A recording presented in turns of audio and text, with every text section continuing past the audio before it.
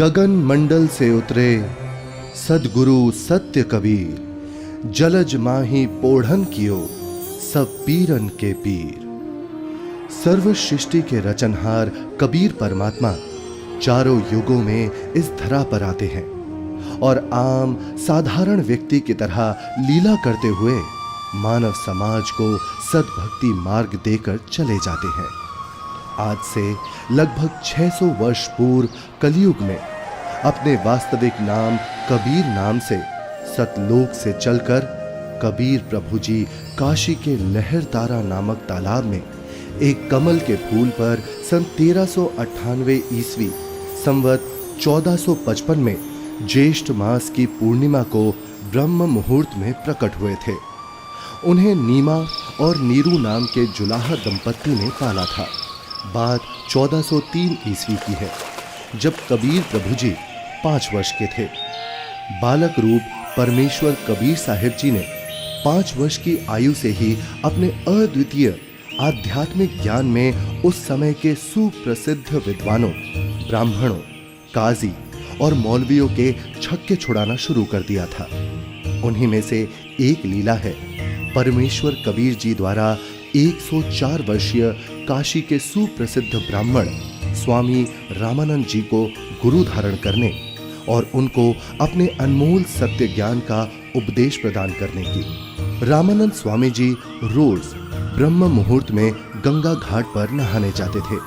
एक दिन ऐसे ही जब वो नहाने गए, जैसे ही स्वामी रामानंद चलकर नदी के किनारे सीढ़ियों से उतरने लगे, स्वामी रामानंद जी के पैर के खड़ाऊ कबीर प्रभु के सर पर लगते हैं। बालक कबीर जोर जोर से रोने लगे। रामानंद जी के चेहरे के भाव बदलकर चिंता वाले हो गए। वो नीचे की तरफ झुके। जैसे ही रामानंद जी झुकते हैं, उनकी गले की कंठी, जो कि एक तुलसी के मनके की होती है, पौड़ी पर बैठे कबीर जी के गले में डल जाती है और स्वामी रामानंद जी रोते हुए बालक रूप में परमेश्वर के सर पर हाथ सहलाते हुए बोलते हैं, ये क्या अनर्थ कर दिया मैंने। रो मत बेटा, राम राम बोलो। राम राम। राम राम कहने से सब दुख दूर हो जाएंगे। ये बच्चा जरूर अपने माँ बाप से बिछड़कर यहाँ आ गया है। ऐसा करता हूँ, स्नान करने के पश्चात इसे आश्रम ले चलता हूँ और फिर इसके माता पिता के बारे में पता करता हूँ।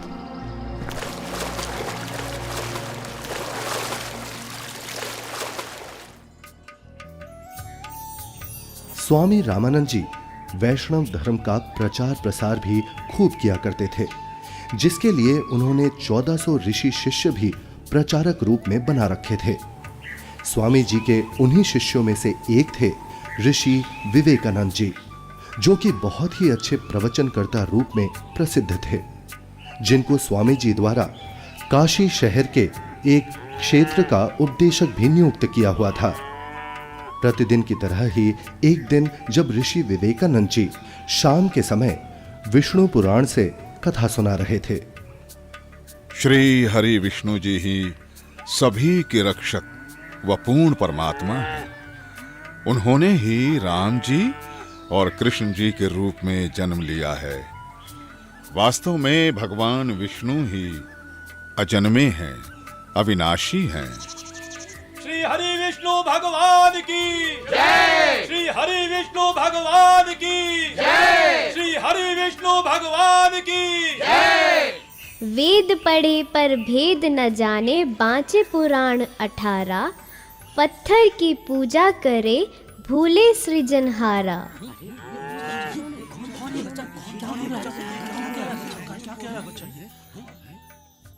हे ऋषिवर, भगवान विष्णु अजन्मे और अविनाशी नहीं है। अब इसमें देखिएगा ब्रह्मा विष्णु महेश की क्या स्थिति है। श्रीमद् भगवत गीता, गीता प्रेस गोरखपुर से प्रकाशित है। संपादक हनुमान प्रसाद पोदार, चिमनलाल गोस्वामी। प्रकाशक एवं मुद्रक हैं गीता प्रेस गोरखपुर, गोविंद भवन कार्यालय कोलकाता का संस्थान। अध्याय 4 चल रहा है, 123 पृष्ठ पे। भगवान विष्णु अपनी माता दुर्गा की स्तुति कर रहे हैं, तुम शुद्ध स्वरूपा हो, ये सारा संसार तुम इसे उद्भासित हो रहा है, मैं ब्रह्मा और शंकर हम सभी तुम्हारी कृपा से विद्यमान हैं। हमारा आविर्भाव माने जन्म और तिरोभाव माने मृत्यु हुआ करता है, हमारा तो जन्म और मृत्यु होता है, केवल तुम ही नित्य हो, जगत जननी हो, प्रकृति और सनातनी देवी हो। अब इसका क्या अर्थ है? ब्रह्मा विष्णु महेश नाशवान है, इनकी जन्म मृत्यु होती है। हे ऋषिवर, भगवान विष्णु अजन्मे और अविनाशी नहीं है। शिव पुराण में लिखा है कि निराकार परमात्मा आकार में आया, वे सदा शिव काल रूपी ब्रह्म कहलाया। उसने अपने अंदर से एक स्त्री प्रकट की जो प्रकृति देवी, अष्टांगी, त्रिदेव जननी, शिवा आदि नामों से जानी जाती है। पवित्र शिव पुराण ये गीता प्रेस गोरखपुर से प्रकाशित है। सचित्र मोटा टाइप, केवल हिंदी। संपादक है हनुमान प्रसाद पोदार। और ये प्रकाशित कहाँ से है? प्रकाशक एवं मुद्रक हैं गीता प्रेस गोरखपुर, गोविंद भवन कार्यालय कोलकाता का संस्था। अब देखना ये रुद्र संहिता का, अब हम छठा अध्याय पढ़ रहे हैं 101 पृष्ठ पे। देवर से एक समय ब्रह्मा जी बता रहे अपने पुत्र नारद को, एक समय उस आनंद वन में रमण करते हुए शिवा और शिव के मन में ये इच्छा हुई, दुर्गा और काल के मन में, कि दूसरे पुरुष की सृष्टि करनी चाहिए, यानी कोई पुत्र उत्पन्न करना चाहिए, जिस पर सृष्टि संचालन का महान भार रखकर हम दोनों केवल काशी में रहकर इच्छा अनुसार वितरे और निर्वाण धारण करें। ऐसा निश्चय करके शक्ति सहित सर्वव्यापी परमेश्वर शिव ने, इस काल ने, अपने वाम भाग के 10वें अंग पर अमृत मल दिया। फिर तो वहाँ से एक पुरुष प्रकट हुआ, यानी इन्होंने पति पत्नी व्यवहार किया, काल और दुर्गा ने, और वहाँ से एक पुत्र की उत्पत्ति हुई। देखिएगा 102 पृष्ठ में, 102 पृष्ठ में। शिव ने कहा, वो बालक उत्पन्न हुआ, उसके कहा कि वत्स, काल ने कहा बेटा, व्यापक होने के कारण तुम्हारा विष्णु नाम विख्यात हुआ। फिर काल रूपी ब्रह्म ने एक काशी नामक सुंदर स्थान बनाया। वहाँ दोनों शिव तथा शिवा अर्थात काल रूपी ब्रह्म तथा दुर्गा पति पत्नी रूप में निवास करने लगे। भगवान विष्णु इनकी ही संतान है।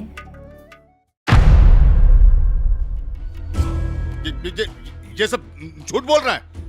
और ये सब छोड़, तू ये बता तू कौन है, किस जाति का है, गुरु कौन है तेरा? ये तो जुलाहा है, नीमा नीरू का पुत्र है। हे ब्राह्मण, मेरे गुरु भी वही है जो आपके गुरु हैं। अच्छा, तुझे पता भी है मेरे गुरुदेव कौन है? मेरे गुरुदेव स्वामी श्री श्री 1008 स्वामी रामानंद जी महाराज हैं।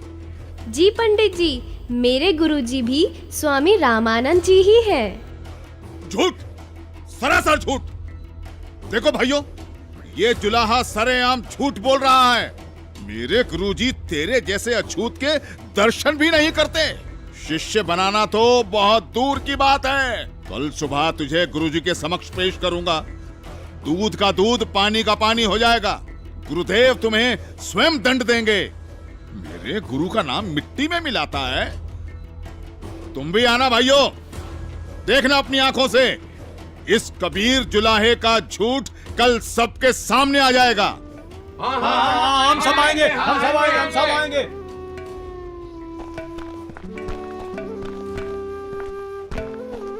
अरे पंडित जी, कम से कम मेरे सवाल का उत्तर तो देते जाइए।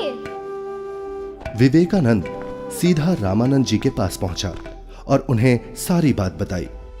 रामानंद जी भी गुस्सा हो गए कि आखिर कैसे एक जुलाहा खुद को मेरा शिष्य बता सकता है। हे गुरुदेव, एक छोटी जाति का जुलाहा अपने आप को बड़ा विद्वान सिद्ध करने के लिए भगवान विष्णु जी को नाशवान बताता है। क्या नाम है उसका? गुरुदेव, उसका नाम कबीर है। कबीर? हाँ गुरुदेव, कबीर। हे गुरुदेव, उसने तो हम ब्राह्मणों का घर से निकलना भी दूभर कर दिया है। हमें महाशर्मिंदा होना पड़ रहा है।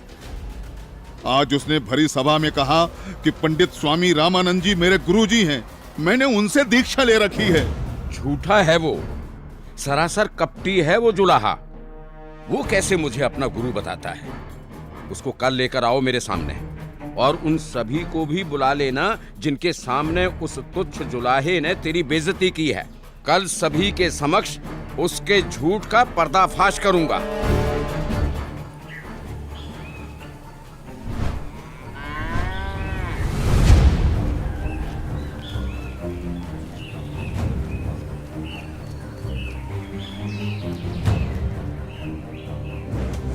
नीरू जुलाहे का घर कहाँ है?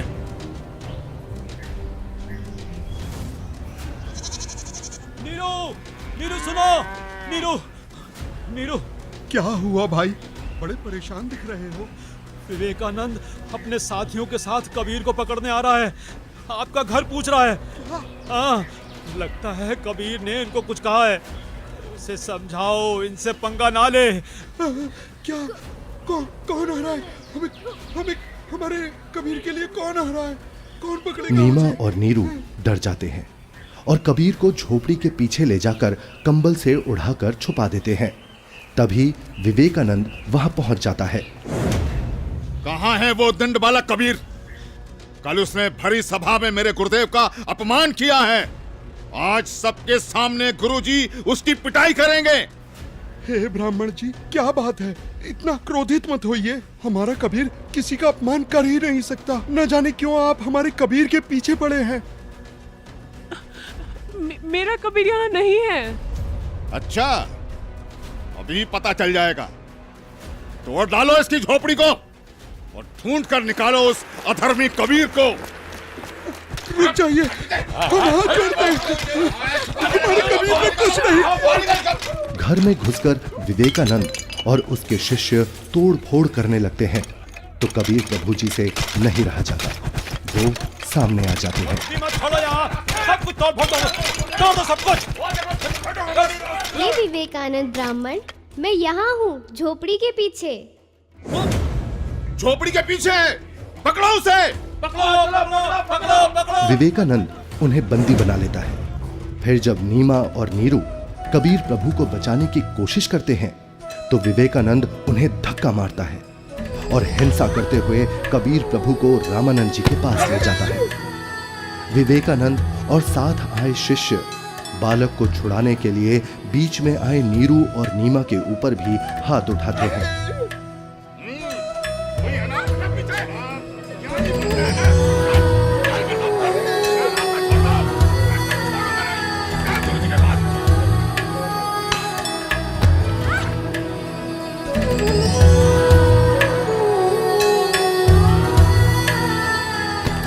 नीरू को भी कुछ गुंडे लाठी डंडों से मार मार कर मृत समान कर देते हैं।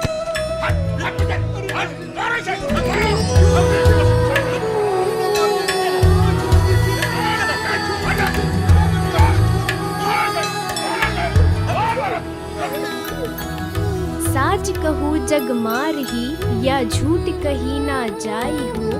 साच न पूरा पावते, ये झूठे जगपति आई हो। एक तरफ विवेकानंद कबीर प्रभु जी को पकड़कर रामानंद जी के पास ला रहा था और दूसरी तरफ रामानंद जी ने अपनी कुटिया के बाहर एक बड़ा सा पर्दा लगवा दिया जिससे रामानंद जी की नजर शूद्र पर ना पड़े। हे स्वामी, आपके आदेश के अनुसार पर्दा लगवा दिया है जिससे कबीर की नजर आप पर ना पड़े।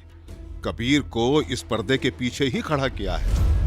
मारो इसे, इसने हमारे गुरुदेव का अपमान किया है। मारो, हमारे ईश्वर की निंदा की है इसने। मारो उसको, मारो उसे, मारो। शांत शांत शांत। आप सभी शांत रहें। गुरुजी खुद ही इस अधर्मी को सजा देंगे। कौन है तू जुलाहे? मैं सतलोक का निवासी हूँ, अजन्मा अविनाशी हूँ, पूर्ण ब्रह्म परमेश्वर हूँ। मेरा नाम कबीर देव है। ये सृष्टि मुझ पर ही आश्रित है। तू हाड़ मांस का बना मुसलमान के टुकड़ों पर पलने वाला नीच जुलाहा जाति का बालक है। तू खुद को परमात्मा कहता है? सत्य यही है कि मैं ही सर्वशक्तिमान परमेश्वर हूँ और आप ही मेरे गुरुजी हैं। आप मुझे अपशब्द कह रहे हैं तो भी मुझे आनंद आ रहा है गुरुदेव। तू ऐसे नहीं मानेगा ना जुलाहे। तू थोड़ी देर प्रतीक्षा कर, मैं पहले पूजा कर लेता हूँ, फिर तुझे देखूंगा।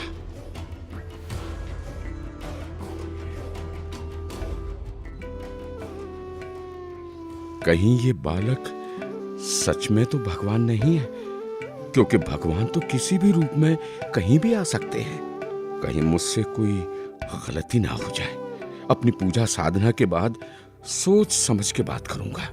104 वर्ष के रामानंद, जो कि सालों से ध्यान कर रहे थे, वो ध्यान करते हुए ही ध्यान में ही भगवान की काल्पनिक छवि बनाते और उनकी पूजा करते। लेकिन उस दिन ध्यान में कुछ अलग हुआ। स्वामी जी कल्पना में खड़े होते हैं और श्रद्धा से नंगे पैरों जाकर गंगा से जल लेकर आए और ठाकुर जी के वस्त्र उतारे, फिर स्नान करवाया तथा नए वस्त्र पहना दिए, तिलक लगाया और भगवान के सर पर मुकुट रख दिया। तब पास में रखी कंठी पर ध्यान गया और कल्पना में ही बोले, हे भगवान, आज तो कंठी डालना ही भूल गया। फिर कंठी उठाकर मुकुट के ऊपर से डालने लगे, लेकिन माला मुकुट में फंस गई। अब स्वामी जी चिंतित हो गए और कल्पना में ही सोच रहे हैं, हे भगवान, आज ये आपके दास के साथ क्या बनी? यदि कंठी नहीं डाली तो पूजा अधूरी रह जाएगी। और अब यदि मुकुट उतार दिया तो पूजा खंडित हो जाएगी। आज से पहले ऐसी गलती कभी नहीं बनी थी। हे प्रभु, आज क्या गलती बन गई मुझ पापी से? आज का तो मेरा सारा दिन ही व्यर्थ गया। जब स्वामी जी मन ही मन में व्याकुल हो रहे थे और अपने आप को कोस रहे थे, तब परमेश्वर कबीर साहिब जी पर्दे के पीछे से बोले, हे स्वामी जी, चिंता मत कीजिए, इस माला की गांठ खोल दीजिए और फिर ठाकुर जी के गले में डालकर इस माला को बांध दीजिए, फिर आपको मुकुट उतारना नहीं पड़ेगा। स्वामी रामानंद जी ने जब कबीर साहिब जी की पर्दे के पीछे से आवाज सुनी तो उन्हें एकदम झटका सा लगा। वो एकदम आंखें खोलकर चौंक जाते हैं और मन ही मन विचार करते हैं कि हे भगवान, ये क्या? यहाँ ना तो कोई मूर्ति है और ना कोई माला। मैं तो काल्पनिक पूजा कर रहा था और मेरे मन में चल रही इस काल्पनिक क्रिया को इस बालक ने कैसे जान लिया? ये कोई साधारण बालक नहीं हो सकता। मेरे इस भजन क्रिया को तो केवल भगवान ही जान सकता है। ये तो साक्षात भगवान है। आपने तो मेरे मन की बात बता दी। आप तो स्वयं भगवान आए हो। आप कोई साधारण बालक नहीं हो। हाँ, आप कोई साधारण बालक नहीं हो।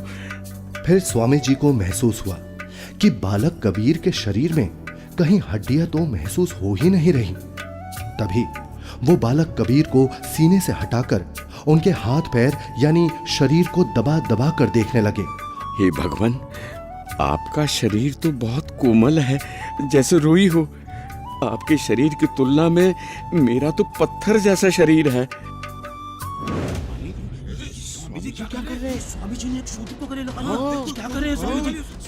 लगता है कि बुढ़ापे में गुरुजी का दिमाग हिल गया है, जो शूद्र को गले से लगा लिया। हे भगवान, अगर आपकी आज्ञा हो तो मेरी कुछ शंका है। कैसी शंका गुरुदेव? हे भगवान, एक बात समझ नहीं आई। आपने झूठ क्यों बोला? कैसा झूठ स्वामी जी? आप कह रहे थे कि आपने मुझसे उपदेश ले रखा है, लेकिन मैंने तो आपको कभी नाम दीक्षा नहीं दी। स्वामी जी, याद कीजिए, एक समय आप पंचगंगा घाट पर स्नान करने के लिए गए थे। मैं वहाँ पौड़ियों पर लेटा हुआ था। आपके पैरों की खड़ाऊ मेरे सिर पर लगी थी और मैं पीड़ा के कारण रो रहा था। तब आपने मेरे सिर पर हाथ रखा और कहा कि बेटा राम राम बोलो। तो स्वामी जी, आप मेरे गुरु बन गए और मैं आपका शिष्य। मेरा तो उद्देश्य ही वहां पर आपसे दीक्षा लेना था। हाँ, अब याद आया। परंतु वो तो बहुत छोटा बच्चा था। वो देखिए स्वामी जी, क्या मैं ऐसा था? स्वामी जी ने जिधर बालक कबीर जी इशारा कर रहे थे, उधर 2.5 वर्ष के उसी बालक को चारपाई पर लेटा देख चौंक जाते हैं और बार बार कभी 5 वर्ष के रूप में खड़े परमात्मा को देखते हैं तो कभी 2.5 वर्ष वाले रूप को। फिर आंखें मल मल कर देखते हैं कि कहीं आंखें धोखा तो नहीं खा रही। इतने में 2.5 वर्ष वाला बालक चारपाई से हवा में उड़ा और 5 वर्षीय बालक के रूप में खड़े कबीर साहिब जी में समा गया और 5 वर्ष वाले बालक के रूप में कबीर साहिब जी वहीं खड़े हैं। मेरा संशय मिट गया। आप ही पूर्ण ब्रह्म हैं, हे परमेश्वर। आपको हम कैसे पहचानें? आप किस जाति में उत्पन्न तथा कैसी वेशभूषा में खड़े हैं? कैसे एक छोटे से बालक के रूप में धोती कुर्ता पहने जुलाहा जाति शूद्र वर्ण में उत्पन्न हुए हैं दाता? हे मालिक, हम तुच्छ बुद्धि जीव आपको कैसे पहचाने? अपने इस अनजान बालक की गलती क्षमा करना प्रभु। ऐसा मत कहिए स्वामी जी, आप मेरे गुरुदेव हैं और मैं आपका शिष्य। नहीं भगवान, मैंने आपको पहचान लिया है। भगवान, आपके बच्चे की कुछ और शंकाएं हैं जिनका निवारण चाहता हूँ, यदि आपकी आज्ञा हो तो। हाँ स्वामी जी, बोलो, आपकी क्या शंकाएं हैं? हे कबीर देव, मैं अपने शिष्यों को राम नाम जाप करने को नहीं देता। यदि आपने मुझसे दीक्षा ली है तो आप मुझे वो मंत्र बताइए जो मैं अपने शिष्यों को देता हूँ। स्वामी जी, आप ओम नाम जाप करने को देते हो। आपने जो मंत्र बताया ये तो सही है, लेकिन एक शंका और है, कृपया उसका भी समाधान कीजिए। पूछिए गुरुदेव जी। मैं जिसे शिष्य बनाता हूँ उसे एक चिन्ह देता हूँ, वो आपके पास नहीं है। हे गुरुदेव, आप एक तुलसी की कंठी माला देते हो गले में पहनने के लिए। ये देखो गुरुदेव, उस दिन पंचगंगा घाट पर आपने ही तो अपने गले से निकालकर ये कंठी मेरे गले में पहनाई थी। ये सारी लीलाएं देखकर वह बालक रूप में खड़े कबीर परमात्मा की बातें सुनकर स्वामी रामानंद जी समझ गए कि ये कोई साधारण बालक नहीं है। उसके बाद कबीर परमात्मा ने स्वामी रामानंद जी को अपने उसी 5 वर्ष के बालक के रूप में अपने साथ यमलोक, स्वर्गलोक, विष्णुलोक, शिवलोक और फिर अंत में सतलोक में ले जाते हैं। ये सतलोक है। सतलोक में नूरी आत्माएं घूमती हुई, सफेद वृक्ष, सफेद फल, फूल, महल, दूधों की नदियां दिखती हैं, हीरे मोतियों के चमकीले पहाड़, सफेद वस्त्रों में मोतियों की माला पहने आत्माएं सतलोक में घूमती हुई। फिर वो दोनों एक बड़े से गुंबद नुमा महल के अंदर सतलोक में भगवान के पास पहुंच जाते हैं। सतलोक में पूर्ण परमात्मा कबीर जी एक गुंबद में एक ऊंचे सिंहासन पर विराजमान दिखते हैं। दोनों उस सिंहासन पर बैठे परमात्मा को प्रणाम करते हैं।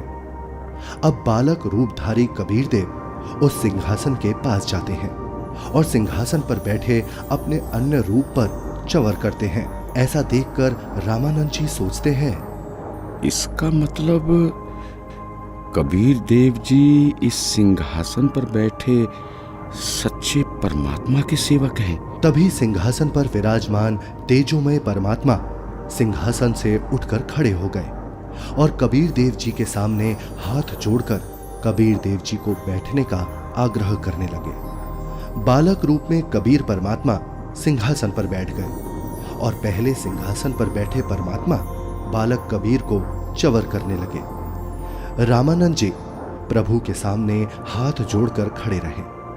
तभी फिर तेजोमय परमात्मा एक प्रकाश पुंज में बदल गया और फिर वो उस बालक कबीर जी के शरीर में समा गया। अब बालक कबीर जी का शरीर भी उतना ही तेजोमय हो गया जितना कि पहले सिंहासन पर बैठे परमात्मा का था।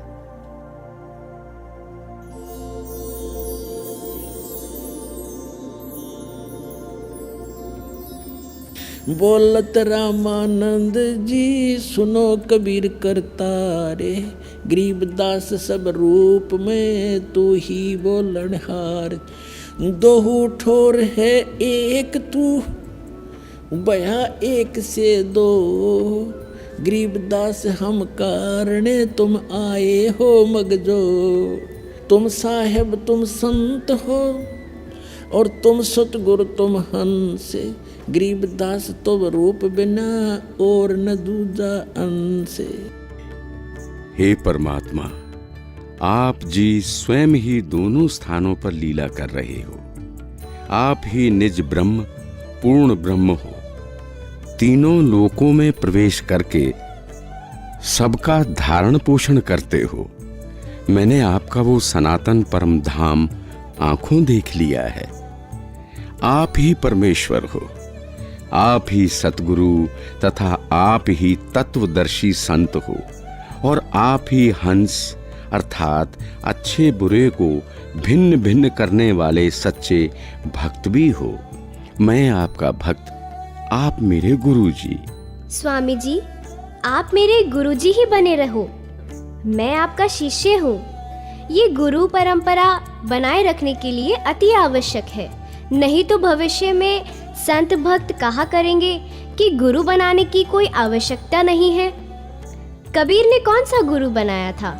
इसलिए स्वामी जी, संसार की दृष्टि में आप मेरे गुरुजी की भूमिका कीजिए तथा वास्तव में जो साधना की विधि मैं बताऊं, आप वैसे भक्ति कीजिए। ठीक है परमात्मा, जैसी आपकी आज्ञा। इस प्रकार परमेश्वर कबीर जी ने 5 वर्ष की आयु में ही 104 वर्ष के ब्राह्मण को तत्व ज्ञान से परिचित कराया, और गुरु परंपरा को बनाए रखने के लिए कबीर साहेब जी ने स्वामी रामानंद जी को अपना गुरु बनाया। यह अनमोल ज्ञान जगत गुरु तत्वदर्शी संत रामपाल जी महाराज के सत्संग प्रवचनों से संग्रह किया गया है। संपूर्ण आध्यात्मिक ज्ञान प्राप्त करने के लिए अवश्य सुनिए जगत गुरु तत्वदर्शी संत रामपाल जी महाराज जी मंगल प्रवचन।